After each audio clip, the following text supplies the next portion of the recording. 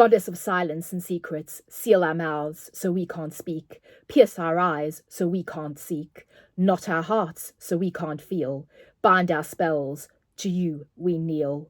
What is forgotten can't be known, what isn't planted can't be sown. Lock the door and turn the key, we bear our magic silently. Hello, greetings, blessings. Thank you so much for joining me today. Today, that little passage I read to you is the beginning of this incredible book, this incredible series that I want to kind of talk about today, or just sort of praise. And it's also a video about all things witchy and wonderful. So I thought I would talk about the series because it is focused on witches and witchcraft. And then I would also recommend some further reading and books that are on my TBR that are also kind of witchy based and based around witches and witch mythology. I am a lifelong fan of practical magic. I remember the first time I saw the film and read the book, I was hooked. And, of course, Charmed and Sabrina. And, of course, as my tastes have kind of evolved, I would say the chilling adventures of Sabrina are probably my favourite, because I like it. I like the darker side, but also the fun side of the original Sabrina.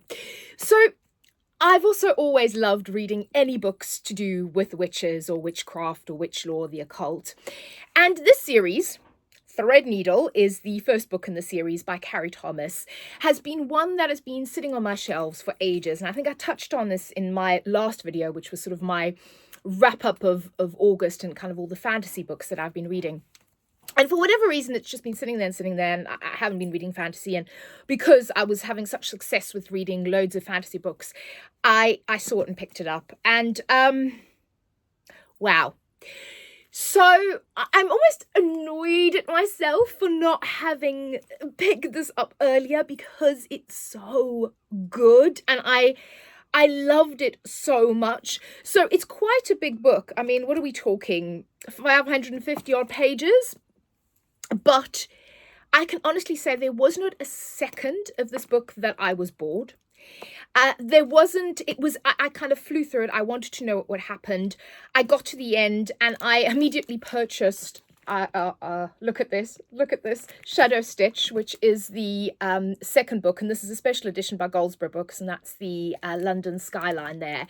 It's absolutely gorgeous because I was like, I have to continue with the series. So what is it about? What is the series about? So you've got Anna, who is our main character. So she's kind of on the eve of her 16th birthday, and Anna lives with Aunt. Now, what I will say is it takes a while for us to actually figure out what Aunt's name is, which I believe is Vivian. And it's really funny, like in the first couple of chapters, my brain kept mixing Anna and Aunt up. So that's just me, but I was reading it and I was like, oh wait, who are we talking about? But anyway, she lives with her aunt because we find out that Anna's parents are both dead, and actually her father killed her mother and then committed suicide. So trigger warning for that. So it's she's had quite a tragic start in life. And there is shades of, stick with me here. So in Harry Potter, in the beginning of Harry Potter, where he's kind of, I believe his aunt and uncle as well, sort of are really cruel to him and put him in the closet and are just really vile and awful to him. And her aunt is not a nice woman, and she treats her really badly, and she basically abuses her. There's also the very, very first chapter of this book. There is a sequence of events that happens. So we are in modern day London. In the series is sort of urban fantasy in the sense that it's set in modern day London, very much the London we know. And the very first scene of this book is actually you're in Big Ben, so in the Tower of Big Ben, and there's these 6 witches. Well, we don't know they're witches at that point, but you can guess. They hang themselves on the Tower of Big Ben. So again, trigger warning for that. But you'll then later see how it has significance in the story. But that's kind of the first chapter, sort of almost like the prologue of the book. So it's these 6 witches. they hang themselves. And later on in the book, you will see that people will be talking about how, you know, they're driving to their morning commute and they kind of look up at the towers of Big Ben and see these women. But anyway, then we go back to Anna and her aunt. And like I said, her aunt treats her really badly. And we learn that her aunt is a binder. So what I read to you from the beginning there was the Binder's Bible. So the magic system in this book is very cool. So there's various magic systems. Again, as you go through the story, you'll get to know different ones. But the ones that her and her aunt practice are not magic. So you'll see the cover of this book, if you can see that. It's like a series of embroidery. It looks like embroidery. And she's always doing embroidery, and aunt makes her do embroidery. And all the kind of magic work and spell work is based around knots and making knots in things. And like I said, her aunt is also a binder. And what a binder is in this world is they believe that magic is actually bad and will just basically get you in trouble and get you killed. And these binders, these women, they, that's what it says on the tin, they bind the magic of witches. And only a few of these elders in this order are allowed to use magic. But her aunt is always telling Anna, you know, it causes me pain. Do you think I really want to do this? Magic is a burden. It's awful. And essentially they want to bind her and her magic after her 16th birthday. So that's really kind of the setup and the premise of the book. And then the story goes from there. So we also have kind of the secondary characters in this book are Anna's mother's friend, Celine, and her daughter's friend. And Anna kind of sees them as an escape because they very kind of openly do magic, although it's quite funny, and I think this would really be the case. She does stuff and Anna's like, oh, but you can't use magic because people might see. Also, the binders are still very scared of the hunters. And it's quite funny because Celine and her daughter will be like, we're not like in the 1500s anymore. There's no, like, no one cares. And she does stuff, and Anna's always going, oh my god, like people will see, and she's like, no, they don't, like the commoners, you know, no one notices when we do magic. They just chalk it up to coincidence kind of thing, or imagination, or they don't really pay any attention. So it's really interesting. But she's very free and wild with her magic. And, you know, Anna obviously sees this and kind of envies it a little bit. And then she ends up going to Anna's school. So they're at school together. And then you get another two characters that kind of come in, and they form a coven at school. And it just, like I said, it's so incredibly beautiful. It's got kind of teenage protagonists, but never feels really young or unrelatable, I think.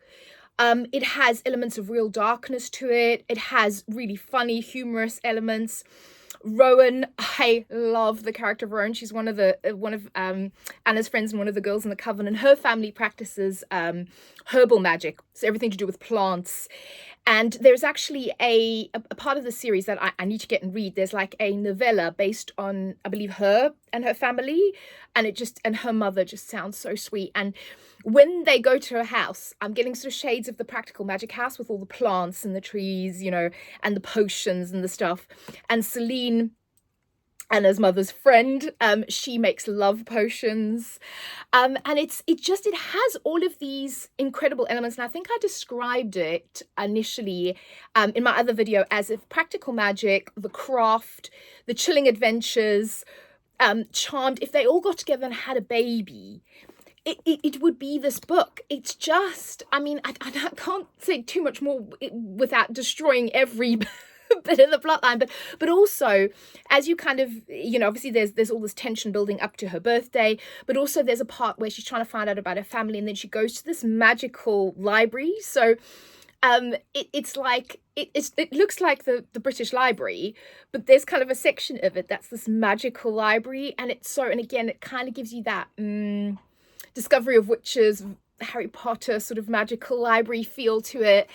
It's just, I just love everything about this book. There's the perfect amount of action and friendship and secrets and twists and turns and things going on, and just these beautiful sequences of friendship and, you know, calling the corners and, you know, finding their elements and some teenage drama and, you know, love. And like I said, this kind of darker edge to sort of what happened to these women. Why did they kill themselves? What's going on there? And I think a lot of that as well is going to be resolved in the next book. So this book, a lot of things is satisfying, but you do kind of get to the end of it and you go, ooh, I want to read the next one. So I'm really, obviously I'm not going to even look what's on this one because I don't want to ruin that. So I'm kind of going into this one, just kind of continuing with the story. But also what I loved about this is the atmosphere. There's so much, it's the perfect time of year to read it as well. I kind of had my candles on. It was raining.